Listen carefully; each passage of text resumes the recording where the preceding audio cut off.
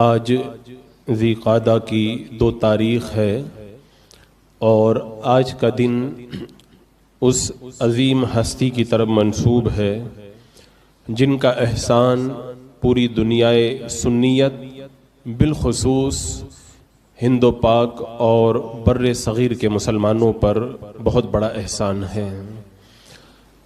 ان کی دیگر کتابوں سے تو استفادے کا موقع ملتا ہی ہے، خاص طور سے ان کی کتاب بہار شریعت سے جہاں علماء مستفید ہوتے ہیں وہیں پر عوام کا بھی ایک بڑا طبقہ استفادہ کرتا ہے، تو جب ان کی کتابوں سے ہم برابر استفادہ کر رہے ہیں تو ایسے موقع پر اپنے اس عظیم محسن کی بارگاہ میں اپنی عقیدتوں کا خراج پیش نہ کرنا یہ بہت بڑی احسان فراموشی ہوگی۔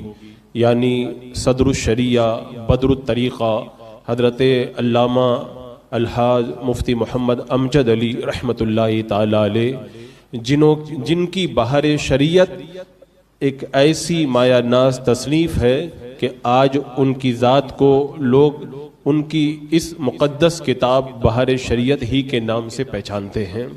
حضور صدر الشریعہ رحمۃ اللہ تعالی علیہ نے 27 سال تک بڑی محنت کے بعد اس عظیم کتاب کو دنیائے سنیت کے سامنے پیش کیا، اور خود فرماتے ہیں کہ اگر اورنگزیب عالمگیر میری اس کتاب کو دیکھ لیتے تو مجھے سونے کے اندر تول دیتے، اور یہ ان کا اتنا بڑا احسان ہے۔ یہ برابر 27 سال تک انہوں نے نہیں لکھا، بلکہ چھٹیوں میں یا جب موقع میسر آتا تھا تو آپ اس کی تصنیف کا کام کیا کرتے تھے۔ آپ حضور محدث صورتی رحمۃ اللہ تعالی علیہ کی بارگاہ میں تھے، اعلیٰ حضرت سرکار رضی اللہ تعالیٰ عنہ کو بریلی شریف منظر اسلام کے اندر ایک اچھے لائق و فائق مدرس کی ضرورت محسوس ہوئی۔ آپ نے حضور محدث صورتی رحمۃ اللہ تعالی علیہ سے ایک اچھا مدرس دینے کے لیے کہا، تو آپ نے اپنے شاگرد حضور صدر الشریعہ رحمۃ اللہ تعالی علیہ کو بریلی شریف کے اندر بھیجا۔ آپ 18 سال تک اعلیٰ حضرت سرکار کی خدمت کے اندر رہے۔ 18 سال تک اعلیٰ حضرت سرکار کی خدمت میں رہ کر کے آپ نے استفادہ بھی کیا اور دین متین کی خدمت کا کام بھی انجام دیا، اور متبع اہل سنت اس پریس کے اندر بھی آپ نے خدمات انجام دی، اور جماعت رضائے مصطفیٰ کے کام کو بھی آپ بڑی شریف کے اندر رہ کر کے انجام دیتے رہے۔ اور حضور صدر الشریعہ علیہ رحمہ کی عظمتوں کا اندازہ جہاں آپ کے اساتذہ سے لگایا جاتا ہے، وہیں پر آپ کے بڑے بڑے ایسے شاگرد ہوئے کہ آج بھی دنیا ان کے شاگردوں سے استفادہ کرتی ہوئی نظر آتی ہے۔ حضور حافظ ملت رحمۃ اللہ تعالی علیہ آپ کے شاگرد ہے، حضور محدث اعظم پاکستان علامہ سردار احمد رحمۃ اللہ تعالی علیہ یہ آپ کے شاگرد، حضور مفتی اعظم پاکستان علامہ مفتی وقار الدین رحمۃ اللہ تعالی علیہ یہ آپ کے شاگرد۔ ایسے بڑے بڑے شاگردوں کی ایک بڑی لمبی فہرست ہے، اور اگر جائزہ لے کر کے آج دیکھیں تو ہند و پاک بر صغیر کے اندر پائے جانے والے علماء کرام بالواسطہ حضور صدر الشریعہ رحمۃ اللہ تعالی علیہ کی سلسلہ شاگردی کے اندر نظر آتے ہیں، اور حضور اعلیٰ حضرت رضی اللہ تعالیٰ عنہ نے اس قدر نوازا حضور صدر الشریعہ علیہ رحمہ کو۔ خود فرماتے ہیں کہ موجودین کے اندر تفقہ جس چیز کا نام ہے اس زمانے کے اندر وہ سب سے زیادہ مولوی امجد علی کے اندر پائیں گے آپ، یعنی اتنے زیادہ فقہ کے اندر مہارت رکھنے والے حضور صدر الشریعہ رحمۃ اللہ تعالی علیہ تھے۔ آپ ہر میدان کے اندر علم و فن کے ہر میدان کے اندر اپنی نظیر آپ ہی تھے، اور اللہ تبارک و تعالیٰ نے آپ کو بے شمار فضائل و کمالات کا مالک بنایا تھا۔ جب رنگوں کی سرزمین پر اشرف علی تھانوی گیا اور وہاں پہ بڑے بڑے سیٹوں کے ساتھ میں مل کر کے لوگوں کو گمراہ کرنا شروع کیا، رنگوں کے لوگوں نے حضور اعلیٰ حضرت سرکار کی بارگاہ میں خط لکھا کہ اشرف علی تھانوی یہاں پر گمراہیت پھیلا رہا ہے، آپ اس کے لیے کوئی انتظام فرمائیں۔ تو اعلیٰ حضرت سرکار رضی اللہ تعالیٰ عنہ نے جواب کے اندر لکھا کہ میں تمہارے پاس میں مولوی امجد علی یعنی حضور صدر الشریعہ رحمۃ اللہ تعالی علیہ کو بھیج رہا ہوں۔ حضور صدر الشریعہ رحمۃ اللہ تعالی علیہ کلکتہ کی سرزمین پر پہنچے اور وہیں سے تار بھیج کر کے اطلاع دی میں جلدی ہی رنگوں پہنچنے والا ہوں۔ آپ اندازہ لگائیں علم کے کتنے بڑے پہاڑ تھے۔ رنگوں کی سرزمین پر جب اشرف علی تھانوی کو یہ پتا چلا کہ اعلیٰ حضرت کے فیض یافتہ صدر الشریعہ یہاں پہ مجھ سے مقابلے کے لیے آ رہے ہیں، تو وہ رنگوں سے فرار ہو گیا اور فرار ہو کر کے کلکتہ پہنچ گیا۔ جب حضور صدر الشریعہ رنگوں کی سرزمین پہ پہنچے تو پتا چلا کہ وہ تو پہلے ہی بھاگ کر کے کلکتہ جا چکا ہے۔ آپ نے کہا میں کلکتہ جاتا ہوں، وہیں سے اس سے جا کر کے بحث کروں گا۔ جب آپ رنگون کی سرزمین سے پہنچے کلکتہ میں، اس کو پتا چلا تو تھانہ بھون فرار ہو گیا۔ تو علم مناظرہ کے اندر بھی اللہ تبارک و تعالیٰ نے آپ کو ایسا کمال عطا فرمایا تھا کہ اگر مناظرے کے لیے اشرف علی تھانوی جیسے بدبخت سے مناظرے کے لیے بھی اگر ضرورت پڑی تو اعلیٰ حضرت سرکار نے حضور صدر الشریعہ کو رنگوں کی سرزمین پر بھیجا تھا۔ اسی طرح امرتسر کی سرزمین پر جب غیر مقلدین کا مناظرہ دیوبندیوں کے ساتھ میں مل کر کے آریہ سماج ہندوؤں سے ہوا تو وہ اپنی چرب زبانی کی وجہ سے غالب آ گئے اور غیر مقلدین اور وہابیوں کو شکست ہوئی۔ اب انہی کا ایک مناظر بریلی کے اندر رام چندر آیا اور لوگوں کو گمراہ کرنے لگا کہ 15 پاروں کا حافظ ہوں اور اسلام کے خلاف بکواس کرنے لگا۔ تو حضور صدر الشریعہ رحمۃ اللہ تعالیٰ علیہ، حضور صدر الافاضل رحمۃ اللہ تعالیٰ علیہ، یہ دونوں حضرات اس کے جلسے میں پہنچے اور وہیں پر پہنچ کر کے اسے ایسا لاجواب کیا کہ بریلی سے بھاگنے پر اس کو مجبور ہو جانا پڑا۔ علم مناظرہ کے اندر بھی اللہ تبارک و تعالیٰ نے آپ کو ایسا کمال عطا فرمایا اور تقوی و پرہیزگاری تو وہ بے مثال تھی۔ ایسا متقی اللہ تبارک و تعالیٰ نے آپ کو بنایا۔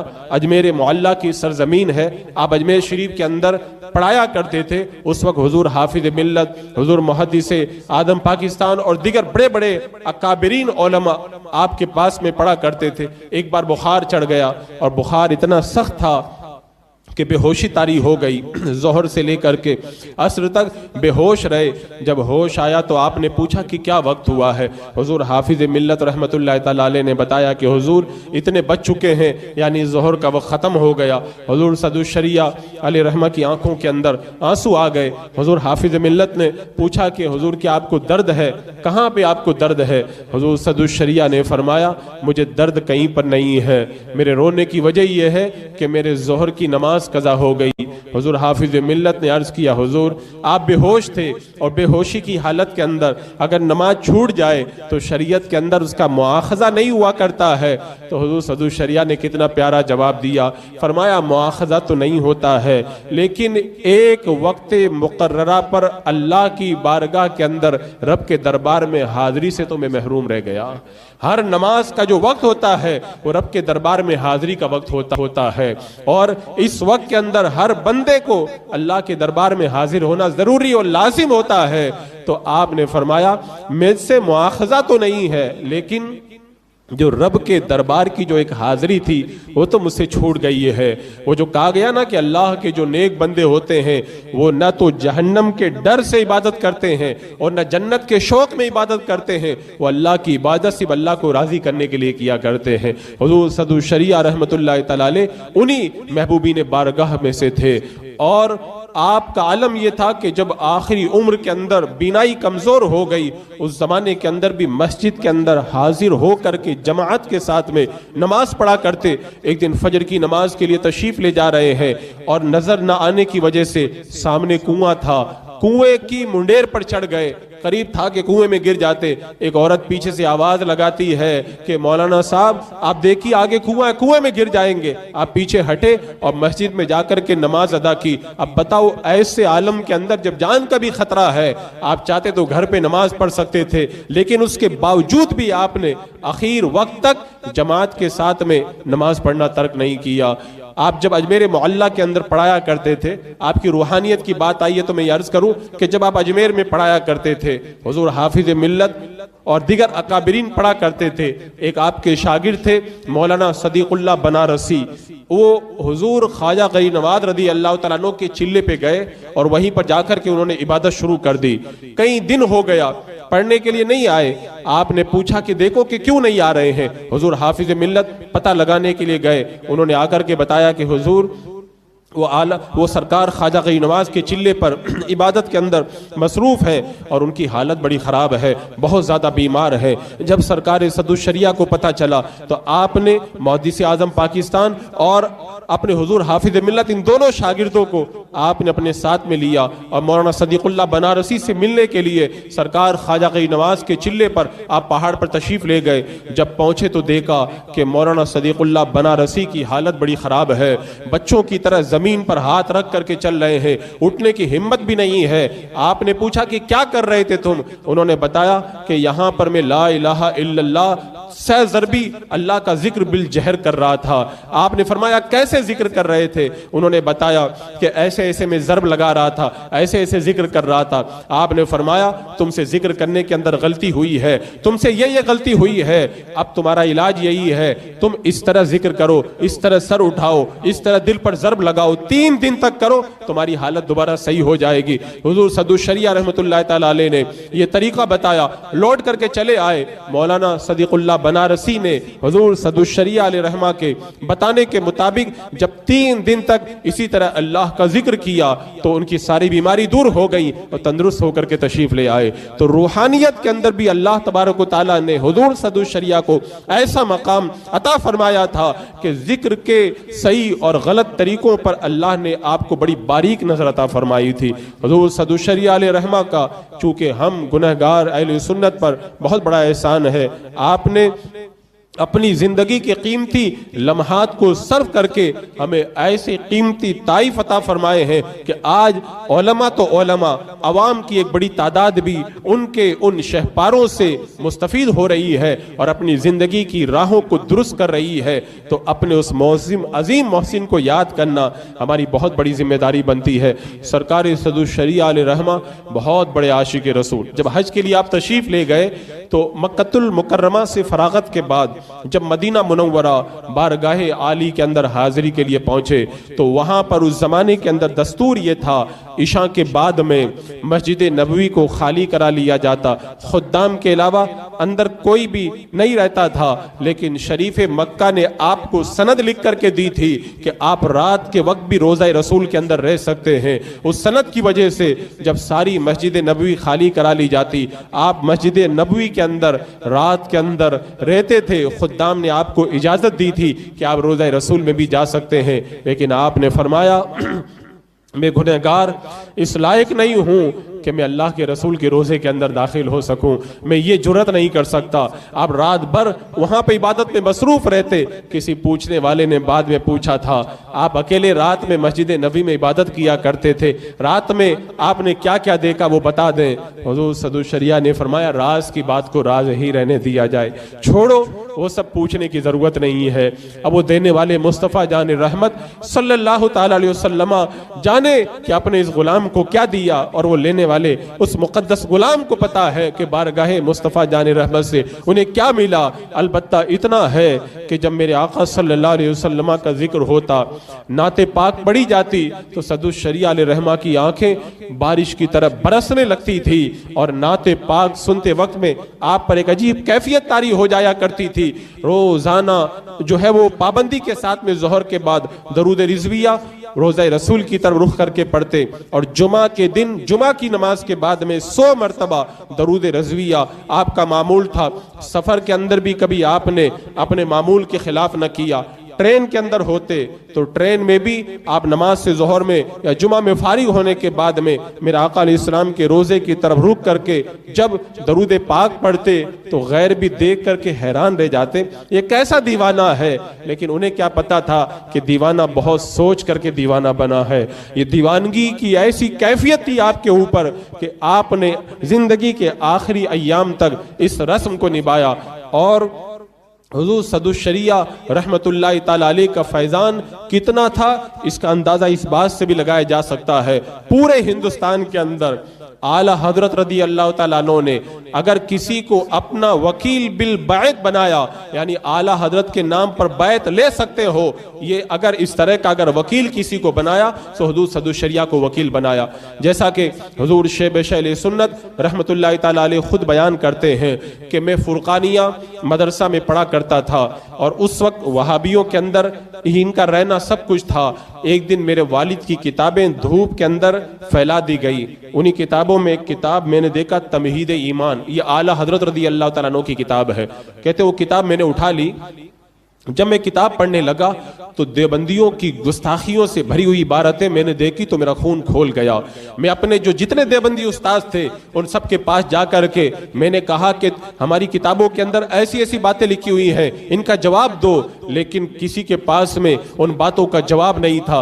हुजूर शेर बेशल सुन्नत रहमतुल्लाह ताला अलैह बयान करते हैं, मेरा खून खोल उठा कि इन्होंने इतनी गुस्ताखियों की बातें अपनी किताबों में लिख करके रखी हैं और मैं इनके साथ में रहता हूँ, इनके पास में पढ़ता हूँ। उनका दिल चाहता था कि उड़ करके मैं बरेली पहुंच जाऊं और आला हजरत की बारगाह में जाकर के मुरीद हो जाऊं। उसी जमाने के अंदर हुजूर सदुल शरिया रहमतुल्लाह ताला अलैह, हुजूर सदुल अफाजिल रहमतुल्लाह ताला अलैह, हुजूर हुज्जतुल इस्लाम रहमतुल्लाह ताला अलैह, ये किसी काम से उस इलाके में पहुंचे तो हुजूर शेर बेशल सुन्नत गए और जाकर के कहा, मुझे बरेली के आला हजरत से मुरीद होना है, क्या आप में से कोई उनका वकील है जो मुझे मुरीद कर सकता है? तो हुजूर हुज्जतुल इस्लाम रहमतुल्लाह ताला अलैह ने फरमाया, अगर किसी को वकील आला हजरत ने बनाया है तो हुजूर सदुल शरिया को बनाया है। अगर आपको बैत होना है आला हजरत के हाथों पर तो इनसे आप बैत हो सकते हैं। हुजूर शेर बेशल सुन्नत ने फिर हुजूर सदुल शरिया के हाथों पर आला हजरत के नाम पर बैत की और आपके सिलसिला इरादत के अंदर दाखिल हुए। तो आला हजरत के वकील बिल बैत वो थे तो हुजूर सदुल शरिया रहमतुल्लाह ताला अलैह थे। आप देखें यहाँ अहमदाबाद की सरजमीन पर जो शाह आलम रहमतुल्लाह ताला अलैह का मज़ार मुक़द्दस है, जिन लोगों ने हाज़री दी है उन्होंने देखा होगा, वहाँ की तारीख सुनी भी होगी कि हुजूर शाह आलम रहमतुल्लाह ताला अलैह इल्म हदीस और तलबा को पढ़ाया करते थे। एक बहुत बड़ा तख्त था, आज भी वो तख्त वहाँ पर मौजूद है, जाकर के उसकी ज़ियारत लोग करते हैं। आप तख्त पर बैठ करके इल्म हदीस पढ़ाया करते थे। इत्तफाक की बात है, एक दिन आप बीमार हो गए और बीमारी के आलम में आप पढ़ाने के लिए नहीं आ पा रहे थे तो घर पे आराम करने लगे। 40 दिन तक बीमार रहे। 40 दिन का जब अरसा गुजर गया, आप आए, अपने तख्त पर बैठे, पढ़ाने के लिए मसरूफ हो गए। आपने जब पढ़ाना शुरू किया तो शागिर्दों ने कहा, हुजूर आप तो ये सब पढ़ा चुके हैं, इसको दोबारा क्यों पढ़ा रहे हैं?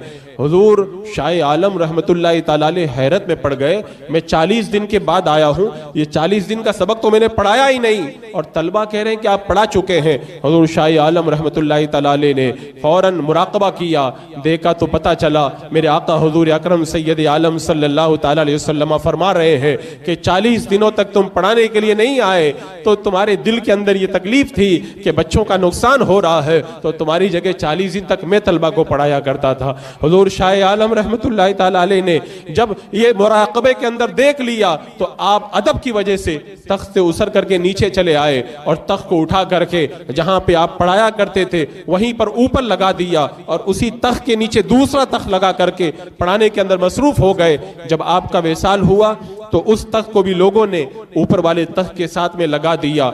आज भी लोगों का ये तरीका है कि जाते हैं और उस तख्त के नीचे खड़े होकर के दुआ करते हैं, अल्लाह तबारक व तआला उनकी दुआओं को कबूल फरमाता है।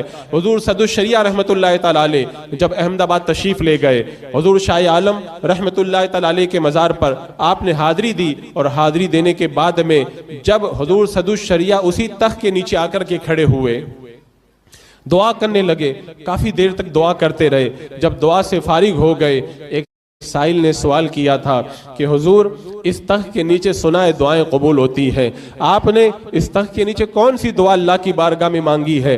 हुजूर सदुल शरिया रहमतुल्लाह ताला अलैह ने जवाब के अंदर इरशाद फरमाया, मैंने अल्लाह की बारगाह में ये दुआ मांगी है कि अल्लाह तबारक व तआला मुझे हर साल हज करने की तौफीक अता फरमाए। اب سائل سمجھ نہیں پایا کہ وہ دعا کیسے قبول ہوئی. یہ تو بعد میں آنے والے زمانے میں پتا چلا کہ اللہ تبارک و تعالیٰ نے حضور صدر الشریعہ رحمت اللہ تعالیٰ علیہ کی اس دعا کو قبول فرمایا اور قیامت تک حضور صدر الشریعہ حج ادا کرتے رہیں گے. جیسا کہ حدیث پاک کے اندر موجود ہے کہ جو بندہ حج کے لیے نکلتا ہے اور اسی حالت میں اگر اس کا انتقال ہو جائے, قیامت تک اللہ تبارک و تعالیٰ اسے حج کا ثواب عطا فرماتا ہے. جب حضور سرکار مفتی اعظم ہند رحمت اللہ تعالیٰ علیہ 1367 کے اندر حج کے لیے تشریف لے جانے لگے, اب حضور صدر الشریعہ کے جو ہے وہ دل کی کیفیت تو وہ بدل گئی جب سنا کہ میرے سرکار مفتی اعظم ہند علیہ رحمہ حج کے لیے جا رہے ہیں. تو آپ نے بھی فوراً ارادہ کر لیا کہ میں بھی حج کے لیے جاؤں, اور اطلاع دے دی بریلی شریف کے اندر کہ سرکار میں بھی آپ کے ساتھ میں چلوں گا اور میں بھی حج کی سعادت حاصل کروں گا.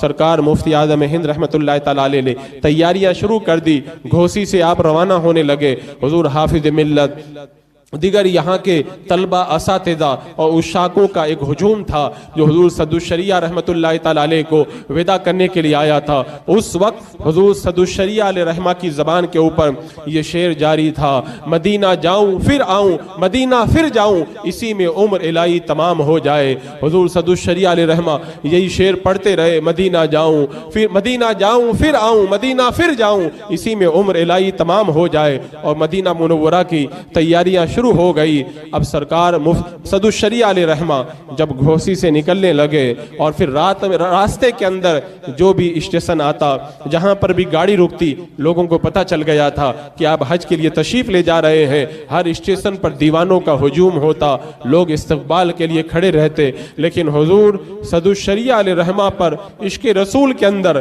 ایک عجیب کیفیت طاری تھی. جب ٹرین آنے کے اندر ٹائم باقی تھا, آپ پلیٹ فارم کے اندر ایک کونے کے اندر تشریف فرما تھے. آپ نے ایک نعت خواں سے کہا کہ مولانا جامی کا وہ کلام پڑھ کر کے سناؤ جس میں مدینے کی یاد کا تذکرہ ہے, یعنی محبت رسول نے مجھے بیمار کر دیا اور محبت رسول میں مجھے موت آ گئی. اب جب وہ اشعار پڑھے جانے لگے, حضور صدر الشریعہ علیہ رحمہ پر ایک عجیب دیوانگی طاری ہو گئی, آنکھیں برسنے لگی. حافظ ملت رحمت اللہ تعالیٰ علیہ نے دیکھا کہ حالت بڑی عجیب ہو رہی ہے, نعت خواں کو روک دیا گیا. اب سرکار صدر الشریعہ علیہ رحمہ کا کارواں آگے بڑھا اور پورے سفر کے اندر ایک عجیب کیفیت تھی. جو آپ کے قریبی رشتہ دار آتے ہیں وہ بھی ملاقات کے لیے آتے, ان کی طرف بھی کوئی توجہ نہیں ہے. آپ کا سب سے چھوٹا بیٹا جس سے آپ بڑا پیار کرتے تھے, اس کو آپ کی بارگاہ میں لایا گیا, لیکن آپ نے نگاہ اٹھا کر کے نہ دیکھا. جو مدینے والے کے تصور میں کھو جاتے ہیں کہ دنیا سے ان کی نگاہیں پھر جایا کرتی ہے. جب اصرار کیا گیا, آپ نے ایک بار آنکھیں کھولی اور اپنے بیٹے کی طرف نظر کی, لیکن وہ ایک الگ ہی عالم کے اندر تھے, مدینے کے تصور میں گم تھے. بریلی شریف پہنچے اور راستے ہی کے اندر آپ کو بخار بڑا تیز تھا. حضور شار بخاری علیہ رحمہ نے کہا کہ حضور آپ کو اتنا بخار ہے, کیا اسی بخار کے عالم کے اندر آپ حج کے لیے تشریف لے جائیں گے؟ کہا ہاں میں جاؤں گا حج کے لیے. اب جب سرکار مفتی اعظم ہند کے ساتھ میں بریلی شریف سے بمبئی کے لیے روانہ ہوئے, بمبئی پہنچتے پہنچتے نمونیا بڑھ گیا اور طبیعت بہت زیادہ علیل ہو گئی, اور اتنی علیل ہوئی کہ سرکار مفتی اعظم ہند رحمت اللہ تعالیٰ علیہ روزانہ عیادت کے لیے آنے لگے. یہاں تک کہ وہ دن بھی آ گیا کہ آئندہ دوسرے دن جہاز کی تاریخ تھی. سرکار مفتی اعظم ہند رحمت اللہ تعالیٰ علیہ ملاقات کے لیے آئے اور آنے کے بعد میں کہا کہ میں تو کل کا جہاز ہے, کل میں حرمین کے سفر کے لیے نکل جاؤں گا. سرکار صدر الشریعہ رحمت اللہ تعالیٰ علیہ نے فرمایا کہ آپ تشریف لے جائیے, میں بھی پیچھے پیچھے آتا ہوں. اب جب آپ نے یہ جملہ کہا, سرکار مفتی اعظم ہند رحمت اللہ تعالیٰ علیہ ضبط کے باوجود بھی اپنے آپ کو روک نہ سکے اور آنکھوں سے آنسوؤں کی بارش شروع ہو گئی. سرکار مفتی اعظم ہند تو ادھر حج کے لیے روانہ ہوئے اور ادھر آپ کشتی کے ذریعے روانہ ہوئے, اور ادھر عاشق کی شان دیکھو, ان کی روح بھی اب مدینے کی طرف چلی ہے. آخری وہ جب دن آیا, سرکار صدر الشریعہ علیہ رحمہ کی طبیعت بہت زیادہ علیل ہوئی. ڈاکٹر نے بھی جواب دے دیا اور پھر عالم اور کیفیت یہ ہو گئی, دیوانے آ کر کے ملاقات کرنے لگے. آپ کی اہلیہ محترمہ نے جب رونا شروع کیا, سرکار صدر الشریعہ علیہ رحمہ نے فرمایا تم فکر مت کرو میں گھوسی تمہارے ساتھ میں چلوں گا۔ آپ کی نگاہیں دیکھ رہی تھی اور پھر وہ وقت آیا کہ کہتے ہیں کہ اس شان سے جاتے ہیں کہ پھر ان کے جانے کا نظارہ ہی کچھ اور ہوا کرتا ہے۔ مدینے کا مسافر ہند سے پہنچا مدینے میں، قدم رکھنے کی نوبت بھی نہ آئی سفینے میں۔ سفینے سے کشتی سے جانے والے کشتی سے روانہ ہوئے اور عاشق سفینے کے اندر قدم بھی نہ رکھ پایا، اور اس کی روح سرکار مفتی اعظم ہند کے مدینہ منورہ پہنچنے سے ایک ہفتہ پہلے ہی سرکار کے روزے پر پہنچ گئی۔ ہند کا مسافر پہنچا ہند سے مدینے میں اور قدم رکھنے کی نوبت بھی نہ آئی سفینے میں۔ سرکار صدر الشریعہ علیہ الرحمہ نے آج ہی کے دن ذی القعدہ کی 2 تاریخ کو آپ نے اس عالم فانی سے کوچ کیا، اور پھر وہ ایک عجب سما طاری ہو گیا۔ لوگ دیوانوں کی طرح آ کر کے آپ کا دیدار کرنے لگے، اور پھر گھوسی کی سرزمین پر آپ کا جنازہ اس وقت لے جایا گیا کہ ادھر آفتاب غروب ہو رہا تھا، تو لوگ اس آفتاب علم کو قبر کے اندر رکھ کر کے وہاں سے رخصت ہو رہے تھے۔ عزیزان مکرم، سرکار شاہ عالم کے اس تخت کے نیچے جہاں پہ میرے آقا علیہ السلام نے درس دیا تھا، حضور صدر الشریعہ علیہ الرحمہ نے جو دعا کی تھی کہ اللہ مجھے ہر سال حج کی دولت عطا فرما، بعد میں پتا چلا کہ اللہ تبارک و تعالیٰ نے یہ دعا کیسے قبول فرمائی۔ میرے آقا نے فرمایا جو حج کے سفر پہ نکل جائے، انتقال کر جائے، ہر سال اللہ اسے حج کا ثواب عطا فرماتا ہے۔ قیامت تک اب میرے سرکار صدر الشریعہ علیہ الرحمہ حج کی سعادت پاتے رہیں گے۔ جب گھوسی کی سرزمین پر آپ کی بتائی ہوئی زمین کے اوپر آپ کا جنازہ مبارکہ لے جایا گیا، دفن کیا گیا، بارش شروع ہو گئی، 15 دن تک بارش ہوئی۔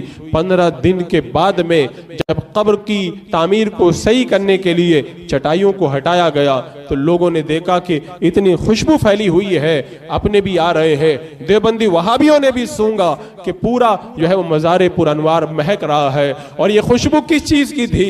جو ساری زندگی میرے آقا صلی اللہ تعالیٰ علیہ وسلم کی حدیثیں پڑھاتے رہے، تو اللہ تبارک و تعالیٰ نے اس حدیث پاک کی برکت سے ان کے مزار پر انوار کو خوشبوؤں سے معطر فرما دیا۔ اور آپ کا جنازہ دیکھ کر کے کئی لوگوں نے گمراہیت سے توبہ کی، بدعقیدگی سے توبہ کی، اور سچے مذہب اہل سنت و جماعت کے اندر داخل ہو گئے۔ حضور صدر الشریعہ رحمت اللہ تعالیٰ علیہ کا احسان عظیم ہے اہل سنت و جماعت پر۔ تو آج کا دن اس عظیم محسن کی بارگاہ کے اندر خراج عقیدت پیش کرنے کا دن ہے، اور ہمیں چاہیے کہ اس عظیم محسن کی بارگاہ کے اندر ہم اپنی عقیدتوں کا خراج پیش کریں جو ساری زندگی ہم اہل سنت و جماعت کے لیے صبح و شام کوشش کے اندر لگا رہا، جو آپ کی بارگاہ کے حاضر باش ہیں، جنہوں نے آپ کے شب و روز دیکھے ہیں، وہ بتاتے ہیں کہ حضور صدر الشریعہ علیہ الرحمہ کی صبح بھی بے مثال تھی، شام بھی بے مثال تھی، ہر وقت علم دین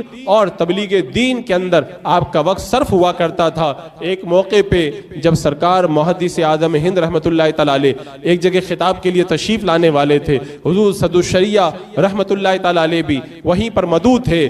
اب حضور محدث اعظم ہند رحمت اللہ تعالیٰ علیہ بہت بڑے خطیب تھے، اور ان کی خطابت کا ایسا جادو تھا کہ جو آپ کی خطابت سنا کرتا تھا تو وہ پھر سنتے ہی رہ جاتا تھا، پھر ہلنے کا نام نہ لیتا تھا۔ جب حضور صدر الشریعہ علیہ الرحمہ پہنچے، سرکار محدث اعظم ہند رحمت اللہ تعالیٰ علیہ کو پہنچنے میں کچھ تاخیر ہو گئی، آپ بہت تھکے ہوئے تھے۔ حضور صدر الشریعہ علیہ الرحمہ سے آپ نے کہا کہ آپ خطاب فرمائیں، آج مجھے تاخیر بھی ہو گئی، میں بہت تھکا ہوا ہوں، میں آج خطاب نہیں کر پاؤں گا۔ تو حضور صدر الشریعہ علیہ الرحمہ نے کہا کہ حضور لوگ تو آپ کا خطاب سننے کے لیے آئے ہیں، آپ ہی خطاب فرمائیں، خطاب میں تو نہیں کرتا ہوں۔ تو حضور محدث اعظم نے فرمایا نہیں، آج آپ کو خطاب کرنا ہی ہوگا۔ آپ نے فرمایا ٹھیک ہے، میں تھوڑی دیر خطاب کر دوں گا۔ ممبر پر تشریف لے گئے، سرکار محدث اعظم ہند رحمت اللہ تعالیٰ علیہ اتنے تھکے ہوئے تھے، اور تھکن کے باوجود جب آپ نے دیکھا کہ صدر الشریعہ علیہ الرحمہ کا خطاب ہوگا تو کہا کہ مجھے بھی آج جلسے کے اندر لے کر کے چلو، آج میں بھی ان کا خطاب سنوں گا۔ جب مجمع کے اندر یہ مقدس ہستیاں پہنچی، دونوں حضرات کی کرسیاں لگا دی گئی، سرکار صدر الشریعہ علیہ الرحمہ نے خطاب شروع کیا۔ وہ آیت کریمہ پڑھی، قل لو كان البحر مدادا لكلمات ربي لنفد البحر قبل ان تنفد كلمات ربي ولو جئنا بمثله مددا۔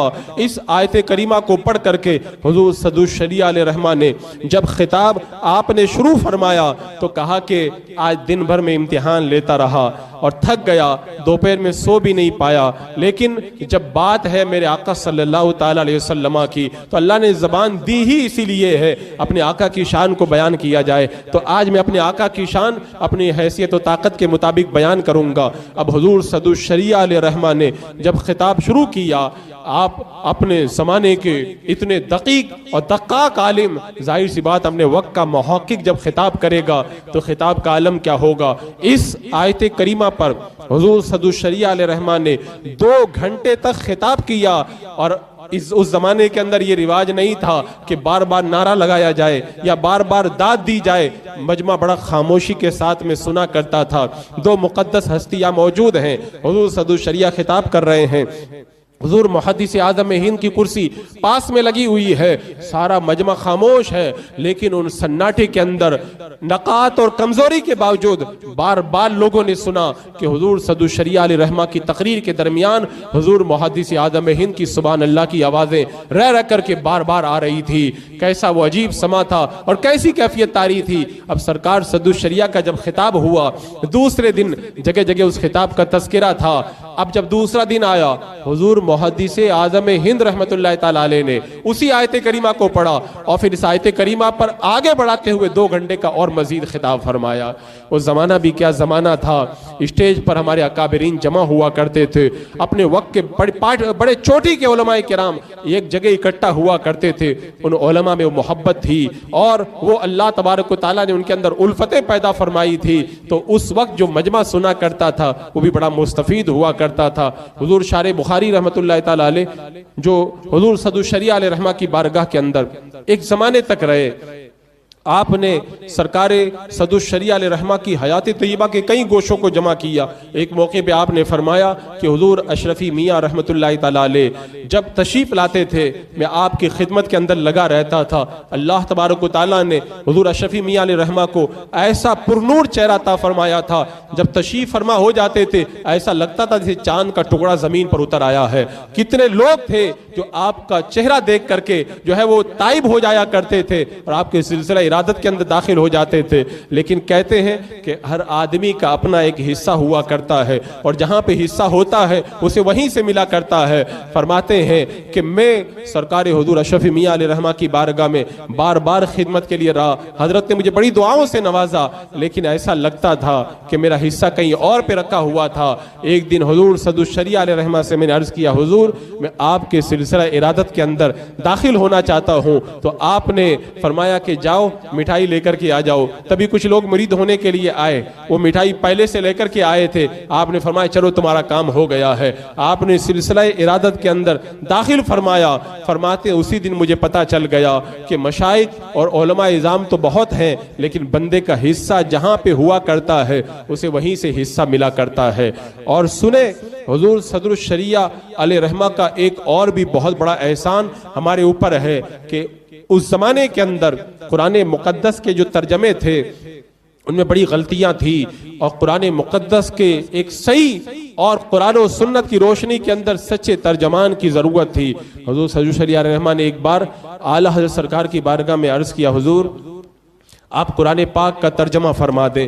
اب ظاہر سی بات ہے اعلیٰ حضرت کے پاس میں اتنا وقت نہیں تھا کہ الگ سے باضابطہ بیٹھ کر کے قرآن مقدس کا ترجمہ لکھیں۔ حضور صدو الشریعہ علیہ رحمہ نے اس امت پر اتنا احسان کیا کہ روزانہ جب اعلیٰ حضرت سرکار دوپہر کا کھانا کھانے کے بعد میں تھوڑی دیر کے لیے آرام کے لیے تشریف لے جاتے، اس وقت حضور صدو الشریعہ علیہ رحمہ کاغذ اور قلم لے کر کے پہنچ جاتے۔ اعلیٰ حضرت سرکار قرآن مقدس کی آیت کریمہ پڑھ کر کے ترجمہ لکھواتے، حضور صدو الشریعہ علیہ رحمہ اس کو لکھتے رہتے، اور آپ نے اپنے قیمتی اوقات کو اس طرح سے امت کے لیے وقف کر کے آج اتنا بڑا ایک بہت بڑا انعام ترجمہ قرآن یعنی کنز الایمان اس امت کو عطا فرمایا۔ اس ترجمہ کنز الایمان کو اس امت کے لیے ملنے کے اندر اگر قربانی ہے کسی کی تو حضور صدو الشریعہ علیہ رحمۃ اللہ علیہ کی قربانی ہے۔ تو یہ کنز الایمان بھی آپ کا بہت بڑا احسان ہے ہم گنہگاروں کے اوپر۔ تو عزیزان مکرم، تو آج کا دن جب اس مقدس ہستی کا دن ہے،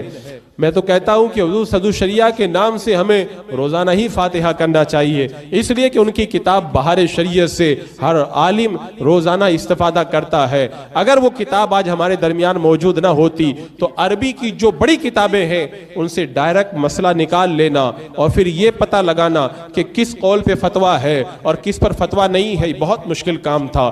حضور صدو شریعہ علیہ رحمہ نے ساری کتابوں کا مطالعہ کیا، پھر ان میں سے کس قول کے اوپر فتویٰ اس دور میں دیا جا سکتا ہے ان تمام منقع اقوال کو نکال کر کے ایک کتابی شکل کے اندر بہار شریعت کے نام سے جمع کر دیا۔ یہ آپ کا اتنا بڑا احسان ہے، ہمیں تو ہر دن ان کی بارگاہ میں اپنی عقیدتوں کا خراج پیش کرنا چاہیے، لیکن آج کا دن خصوصیت کے ساتھ میں ہمیں اپنے عظیم محسن کی بارگاہ میں عقیدتوں کا نذرانہ پیش کرنے کے لیے ملا ہے۔ ان کی بارگاہ میں اپنی عقیدتوں کا خراج پیش کریں تاکہ ان کے علمی اور روحانی فیض و برکات سے اللہ تبارک و تعالی ہمیں مالا مال فرمائے۔ رب قدیر ان کی قبر نور پر رحمت و انوار کی بارش نازل فرمائے۔